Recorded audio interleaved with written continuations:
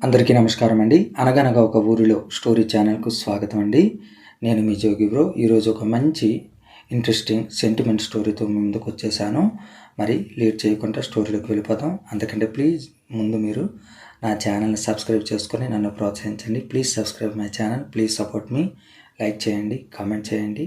అలాగే మీకు ఈ వీడియో నచ్చిందా లేదా అనేది నాకు వివరంగా తెలియజేయండి. ఇంకా లేట్ చేయకుండా స్టోరీలోకి వెళ్ళిపోదాం. కారు వేగంగా పరిగెడుతుంది. అంతకంటే వేగంగా నీరజ మనసు దూసుకుపోతుంది. 20 ఏళ్ల తర్వాత తన సొంత ఊరు వెళ్తుంది. ప్రేమించిన వ్యక్తిని పెళ్లి చేసుకుందన్న కారణానికి రఘురామయ్య కూతుర్ని వెలివేశాడు. అప్పటికి నీరజ భర్త సుందర్ ఇంకా సెటిల్ అవ్వలేదు. చదువు మాత్రమే చేతిలో ఉంది. కూతురు అతన్ని నమ్మి ఎక్కడ కష్టాలు పాలవుతుందో అని రఘురామయ్య భయం. తండ్రికి ఆరోగ్యం బాగోలేదని తెలిసిన నుంచి ఒకటే ఆదుర్ద. ఎప్పుడు ఊరు వెళ్ళిపోతానా మాటికి చేతిలో ఉన్న వాచ్ను చూసుకుంటుంది నీరజ. ఇంకా 2 గంటల్లో ఊరు చేరుకుంటారనగానే ఎక్కడి నుంచి వచ్చిందో ఒక పంది కారుకు అడ్డం పడింది. డ్రైవర్ సడన్గా బ్రేక్ వేశాడు. అంతా ఒక్కసారి ఉలిక్కిపడ్డారు. రాము, అంతా ఓకేనా? ఏం ప్రమాదం జరగలేదు కదా అని నీరజ అడిగింది. లేదు మేడం, ఏం జరగలేదు. ఎక్కడి నుంచి ఒక పంది వచ్చి అడ్డం పడింది. అంతా ఓకే మేడం అని చెప్పేసి ఇంకా మళ్ళీ స్టార్ట్ చేశాడు. కారు ఊరిలోకి వెళ్ళిందో లేదో అంతా కారు వైపే చూస్తున్నారు. అంత ఖరీదైన కారు వచ్చిందే లేదు. ఎవరింటికా అని అంతా చూస్తున్నారు. కొందరు పిల్లలైతే వెనుక పరిగెడుతున్నారు. రఘురామయ్య ఇంటి ప్రాంగణంలోకి కారు వెళ్ళి ఆగింది. రఘురామయ్య కొడుకు కోడలు ఎదురుగా వచ్చి, శేఖర్ పద్మ ఎదురుగా వచ్చి కుశల ప్రశ్నలు వేశారు. తమ్ముడిని చూసిన వెంటనే నీరజకు నీళ్లు తిరిగాయి. ఎందుకంటే ఎప్పుడో 9వ తరగతి చదువుతున్నప్పుడు వెళ్ళిపోయింది. ఎంతగా ఎదిగిపోయాడు. మరదలు పద్మనైతే ఇదే మొదటిసారి చూడటం. తమ్ముడిని హత్తుకుని ఏడ్చింది నీరజ. క్షణంలోని వార్త ఊరంతా పాకిపోయింది. రఘురామయ్య కూతురు వచ్చిందట 20 ఏళ్ళ తర్వాత అని వీధిలో అమ్మలక్కలకి అందరికీ తెలిసిపోయి ఇంకా పలకరింపులకు బయలుదేరదామని అందరూ రెడీ అవుతూ ఉంటారు. పిల్లలందరూ కారు దగ్గరకు వచ్చి గుమ్ముగూడుతారు. వీరయ్య వారిని అందరినీ పొమ్మంటూ కసురుకుంటాడు. చూసింది చాలే, వెళ్ళండి, కారు గీతలు పడతాయని చెప్పి కసురుకొని గేటు వేసేస్తాడు. సత్యవతి కూతుర్ని చూసిన వెంటనే బోరున ఏడ్చింది. తల్లిని చూసిన నీరజ కూడా ఏడ్చి ఇద్దరు కగులించుకొని చాలాసేపు అలా ఏడుస్తూ ఉండిపోతారు. ఆ రోజు తను ఇంటి నుండి వెళ్ళినప్పుడు ఎలా ఉందో అలాగే ఉంది. కానీ తల మాత్రం అక్కడక్కడ నెరిసింది. అన్నపూర్ణేశ్వరిలా నిండైన రూపం. ఆ అందము చెక్కు చెదరలేదు. ఇంకా తండ్రి ఉన్న గదిలోకి తీసుకువెళుతుంది సత్యవతమ్మ కూతుర్ని. నీరజ లోపలికి వెళ్ళగానే తండ్రిని చూస్తుంది. తండ్రి బాగా నీరసించిపోయాడు. కూతుర్ని చూడగానే చిన్నపిల్లాడిలా ఏడ్చేశాడు రఘురామయ్య. ఎంత పెద్దదైపోయింది బిడ్డ అని చెప్పి మనసులో అనుకుంటున్నాడు. కూతురు చేతికి బంగారు గాజులు, మెడలో వజ్రాల నెక్లెస్లు, నగలు, ఖరీదైన చీర అచ్చం లక్ష్మీదేవిలా ఉంది. తన దిష్టి తగిలేలా ఉంది. కూతురుని చూడగానే రఘురామయ్యకు సగం నయమైపోయింది. కూతురు లహరిని అలాగే కొడుకు బాలసుబ్రహ్మణ్యాన్ని తండ్రికి చూపిస్తుంది నీరజ. చేతిలోని దమ్మిడి లేని వాడిని చేసుకుని ఏమి ఇబ్బందులు పాలవుతుందో అని భయపడినాను. ఈరోజు కారులు, బంగళాలు, నౌకర్లు, నా బిడ్డ వైభోగమే వైభోగం. నా దిష్టే తగిలేలా ఉంది. అదే వాడలు బళ్ళు వాడలు అవ్వడం అంటే అని మనసులో అనుకుంటూ చింతిస్తాడు. ఇంకా వీధిలో అమ్మలక్కలందరూ నీరజను పలకరించడానికి వస్తే ఇంకా తండ్రిని ఒకసారి బాగా చూసుకున్నాక కొంచెంసేపు అయ్యాక నీరజ బయటకు వెళ్తుంది. ఇంకా నీరజను అందరూ చుట్టుముట్టి, అమ్మా నీరజ బాగున్నావా? ఈ నెక్లెస్ ఎన్ని కాసులమ్మా? కొత్త డిజైనా? ఎంత బాగుందో, ఎంత అయింది అని ఇలా అడగటం. తర్వాత అవన్నీ కానీ సులోచనత్త ఆరోగ్యం బాగుందా? నందినికి ఎంతమంది పిల్లలు? ఏం చదువుతున్నారు? అప్పటికి ఇప్పటికీ ఏమీ మారలేదు నీరజ. అదే ప్రేమ, ఆప్యాయత, అంతా తల్లి పోలికే. పేర్లు కూడా ఎంత బాగా గుర్తుపెట్టుకుందో చూడండి అని చెప్పి అంతా అనుకుంటున్నారు. అమ్మాయిని చూసి, అమ్మ నీ పేరేమిటి? ఏం చదువుకున్నావు? ముట్టుకుంటే కందిపోయేలా, మరకలు పడిపోయేలా ఉన్నాయి నీ చెక్కిళ్ళు. ఏం సబ్బు వాడతావు ఏంటి? ఏం క్రీమ్ వాడతావు? Fair and లవ్లీయా? ఫెయిర్ ఎవరా? పార్లర్కి వెళ్తుంటావా? సినిమాలో హీరోయిన్లా ఉన్నావు. అబ్బబ్బబ్బా, ఏంటి ప్రశ్నల వర్షం? పిల్లని ఊపిరి ఆడనివ్వండి. ఉక్కిరి బిక్కిరి చేసేస్తున్నారే. అసలే ప్రయాణం చేసి వచ్చింది. గాలి ఆడనివ్వండి. అని చెప్పి సత్యవతమ్మ కసురుకుంటుంది. ఏమైనా డౌట్లు ఉంటాయా, ఏమైనా మీకు మనసులో ఉంటే రేపు వచ్చేటప్పుడు లిస్టు రాసుకురండి, అప్పటి వరకు ఉంటుందిలే, వెళ్ళిపోదు, ఇప్పటికింక మీరు దయచేస్తే బాగుంటుంది అని చెప్పేసి కసురుకుంటుంది సత్యవతమ్మ. అబ్బా ఏంటి వదిన, మనవరాలతో మాటైనా ఆడనివ్వవే, పట్నం వాళ్ళు అందంగా ఉండటానికి పార్లర్కి వెళ్తూ ఉంటారట కదా, అందుకే అడుగుతున్నాను, రేపు వద్దాం రండే అంటూ అందరూ మళ్ళీ వెళ్ళిపోతారు. అబ్బబ్బబ్బా తుఫాను వెలిసిపోయినట్లుంది. పద్మ, పిల్లలకి దిష్టి తీయమ్మా, ఆ తర్వాత ఆ ఏర్పాట్లేవో చూడు, వీళ్ళ కళ్ళు మంచివి కావు, ఆ భోజనాలు ఏర్పాట్లన్నీ చేసావా అని చెప్పి అంటుంది హడావుడిగా. ఇంకా లేవండి లేవండి, ఇంకా పదండి స్నానాలు చేసుకుందరు కానీ, ఎప్పుడు బయలుదేరారు ఏమో, ఏం తిన్నారేమో, భోజనాలు చేదురు రండి, ఆ తర్వాత విశ్రాంతి తీసుకుందరు కానీ అని చెప్పేసి తొందర చేస్తుంది. తల్లి తొందరను చూసి అమ్మ హడావుడి ఎప్పుడు ఉండే ఇప్పటికీ అప్పటికీ మారలేదని చెప్పేసి నీరజ మనసులో అనుకుంటుంది. అమ్మ, నేను నాన్నకు అన్నం తినిపిస్తానమ్మా అని చెప్పి నీరజ అంటుంది. నీకెందుకమ్మా అంత శ్రమ, ప్రయాణం చేసి వచ్చావు కదా, ఒక ముద్ద తిని కునుకుతి, నేను తినిపిస్తాలే.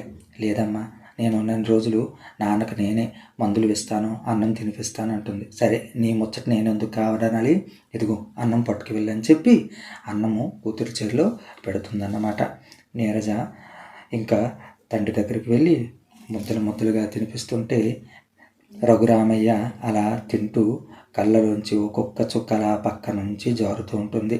నీరజ అన్నం తినిపించినాక తండ్రి మూతి కడుగుతుంది. వెంటనే రఘురామయ్య చేతులు పట్టుకొని, అమ్మ, గద్గద స్వరంతో ఏడుస్తూ, అమ్మ, ఎన్ని సంవత్సరాలు అయిందమ్మా నీకు దూరంగా ఉంచాను తల్లి, పాపిష్టి వాడిని, దుర్మార్గుడిని అని చాలా బాధపడుతూ ఉంటాడన్నమాట.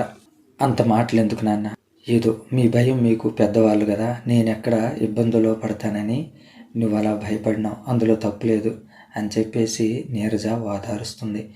బాగుందా, ఇంకా భోజనం పెట్టావా, ఇంకా తండ్రి కూతుళ్ళ మాటలు ఇంకా మంతులు ఇంకా పూర్తి కాలేదా, 20 సంవత్సరాల మాటలన్నీ ఒకే రోజు మాట్లాడేస్తారా ఏంటి, రా భోజనం చేద్దు కానీ నేను మళ్ళీ వచ్చి నీకు మందులు ఇస్తాను, రెస్ట్ తీసుకోండి అని చెప్పి భర్తకు చెప్తుంది సత్యవతమ్మ.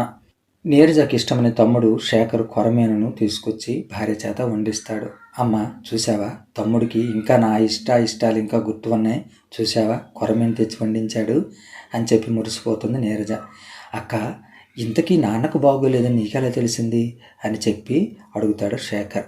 ఏం చెప్పాలో అర్థం కాక ఆలోచనలో పడిపోతుంది. ఇంటి నుండి బయలుదేరినప్పటి నుంచి పాలేరు వీరయ్యకు తన తండ్రిని జాగ్రత్తగా చూసుకోమని చెప్పి ఒక చిన్న మొబైల్ కూడా అతనికి ఇచ్చి వెళ్ళిపోయిన సంగతి, అలాగే ఎప్పటికప్పుడు తన కుశల ప్రశ్నలు అన్ని కుటుంబం తెలుసుకుంటుందన్న విషయము, అలాగే వేరే ద్వారా ఈ విషయం తెలిసిందని తెలిస్తే తమ్ముడు ఎలా రియాక్ట్ అవుతాడో, మరి వేరే ఇన్ని రోజులు తమకు చెప్పకుండా చేసినందుకు అతని పైన ఏం కోపం అవుతాడని చెప్పి మౌనంగా ఉండిపోయి ఏం చెప్పాలో అర్థం కాక ఉండిపోతుంది. అప్పుడే వెంటనే సత్యవతమ్మ కలగజేసుకొని, నేనే రమ్మన్నాను, ఏంటి నీకు డౌటు, అక్క వచ్చింది సంతోషమే కదా అంటాడు. మరి అక్క నెంబర్ నీకెలా తెలిసిందమ్మా అని చెప్పేసి అమ్మను అడుగుతాడు. అబ్బా, ఏంటి లాయర్లా క్వశ్చన్ల మీద క్వశ్చన్లు వేస్తున్నావు, ఏదో ఎలాగో తెలిసింది, రమ్మన్నాను, వచ్చింది, 20 సంవత్సరాల తర్వాత వచ్చింది, సరదాగా సంతోషంగా గడపకుండా మరీ అన్ని క్వశ్చన్లు అడుగుతావే అని చెప్పేసి సత్యవతమ్మ కొడుకును మందలిస్తుంది. భోజనాలు చేస్తూ ఉంటారు. అలాగే కొసరి తినిపిస్తూ ఉంటుంది మనవడకు, అలాగే మనవరాలకు. శేఖర్కు కూడా ఒక కొడుకు ఉంటాడు. నీరజ వచ్చి అప్పుడే వారం రోజులు గడిచిపోయింది. భర్త నుంచి ఫోన్ కాల్స్, ఎలా ఉంది పరిస్థితి, ఇప్పుడు వస్తున్నామని. అయితే ఒకరోజు మాట్లాడుతూ నాన్నకు, అదే రఘురామయ్యకు మొబైల్ ఇస్తుందన్నమాట. అల్లుడు అటు నుంచి పలకరిస్తాడు. మామయ్య గారు ఆరోగ్యం ఎలా ఉంది, బాగుందా అని చెప్పి. బాగున్నాను బాబు, మీరు ఎలా ఉన్నారు అని రఘురామయ్య నీరసంగా అడుగుతాడు. నేను ఒక మాట అంటాను, మీరు నా మాట కాదనంటే, ఇక్కడ ఫారెన్ స్పెషలిస్టులు నాకు తెలిసిన వాళ్ళు ఉన్నారు, మీరు నీరజతో ఒకసారి టౌన్కు రండి, వచ్చారంటే మీకు ఇక్కడ నేను చూపించి చక్కగా నయం అయిపోయాక మీరు ఊరు బయలుదేరుదురు, లేదు అంటే మీరు ఇక్కడే ఉండొచ్చు, నాకేం అభ్యంతరం లేదంటాడు. వద్దులే బాబు, మీకెందుకు అంత శ్రమ, నాకు బాగానే ఉంది, ఇదిగో నీరజ వచ్చింది కదా, అంతా నయం అయిపోద్ది, కూతురు మీద బెంగ పెట్టుకుని ఇలా అయిపోయాను అని చెప్పి అంటాడు. అప్పుడు అల్లుడు ఏమంటాడంటే, అదే మీ కొడుకు ఇలా చెప్తే మీరు రాకుండా ఉంటారా అని చెప్పి అంటాడన్నమాట అల్లుడు. వెంటనే రఘురామయ్యకు ఇంకా మారు మాట్లాడకుండా తప్పకుండా వస్తాను బాబు అని చెప్పి ప్రయాణానికి ఏర్పాట్లు చేస్తాడు. ఇంకా సత్యవతమ్మ భర్తకు ఏమేం కావాలో అన్ని చెప్తుంది. అమ్మ నువ్వు కూడా రాకూడదు అని అంటుంది నీరజ. నేను వెళ్ళిపోతే ఎలా అవుతుందే అని అంటుంది. లేదమ్మా నువ్వు కూడా వెళ్ళు, నాన్నకు తోడుగా ఉంటావు అని చెప్పేసి శేఖరు ఇంకా పద్మ అంటారన్నమాట. అంటే ఇంకా సత్యవతమ్మ కూడా రెడీ అవుతుంది. మీరు కూడా రండి మామయ్య అంటుంది మేనకోడలు. అయితే మేము మళ్ళీ ఒకసారి వస్తామమ్మా, నీ పెళ్ళికి వస్తాంలే అని జోక్ చేస్తాడు శేఖర్. అయితే వెళుతూ వెళుతూ వీరయ్యను కలుసుకుంటూ 5,000 రూపాయలు ఇస్తుంది. వీరయ్య నీ రుణం నేను మర్చిపోలేను. వద్దంటాడు. నా మాట కాదనికి వీరయ్య, నీ రుణం తీర్చుకోలేను. నేను వెళ్ళిన రోజు నుంచి నువ్వు నన్ను అన్ని విషయాలు చెబుతూ నాన్నను బాగా చూసుకుంటూ ఎప్పటికప్పుడు నాకు ఇక్కడ పరిస్థితులన్నీ చెప్పావు.